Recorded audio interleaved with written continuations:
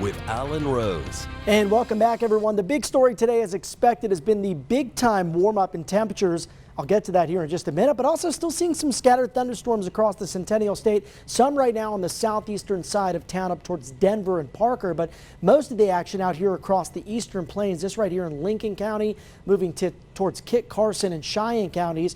Those storms dropping, maybe some small hail, but a lot of frequent lightning and some heavy rain and some severe thunderstorm warnings also being generated across western parts of Nebraska. Big severe weather threat today, blasting through central areas in Tennessee.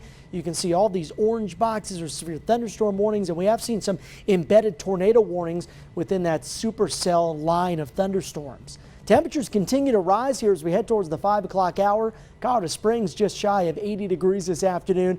Nice grilling weather across all of southern Colorado, especially considering that we're mostly dry on this Sunday afternoon. Cool spot up across the mountains, 59 in Woodland Park, 87 currently in Pueblo, 84 Walsenburg, and right near 88 degrees for Trinidad and La Junta. And yeah, it's a good deal warmer than this time yesterday. Most areas running about 10 to 15 degrees warmer than this time on Saturday afternoon. Winds are also pretty gusty, much like what we saw yesterday. It's a dry westerly wind across the San Luis Valley, the plains areas east of the mountains. Seeing this easterly wind, we have gusts around 40 right now. Lamar gust at 34 in the Springs, 26 in Woodland Park, and still dealing with that elevated fire weather risk here across the San Luis Valley, the Sangres, and the Wet Mountains.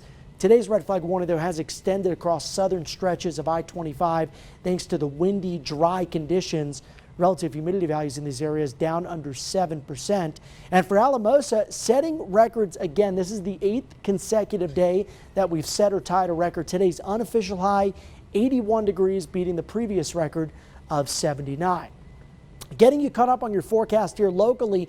Decreasing clouds overnight tonight. Just a few isolated showers possible across northern parts of El Paso County, I think. Bright and breezy heading into tomorrow morning with numbers starting out in the 40s, and then sun and clouds, a little bit of a cool down heading into the forecast as we make our way into early next week. Now, we are watching an overnight cold front that will bring in some pretty strong northerly winds. Launch the futurecast here right around 3 o'clock in the morning. Could see gusts up near 30 to 35 in the Springs.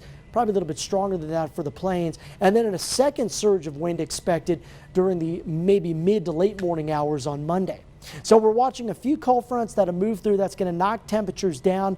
First one doesn't do much in terms of precipitation. The second one arrives Monday night with some spotty showers and then a better chance of rain heading into early Tuesday morning.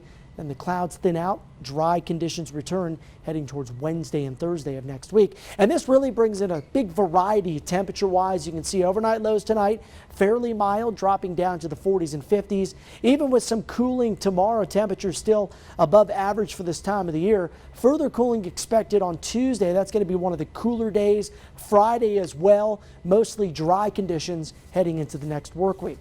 For Pueblo, we'll be at 80 degrees Monday, dropping down to 70. Shooting back up to the 80s on Wednesday and Thursday.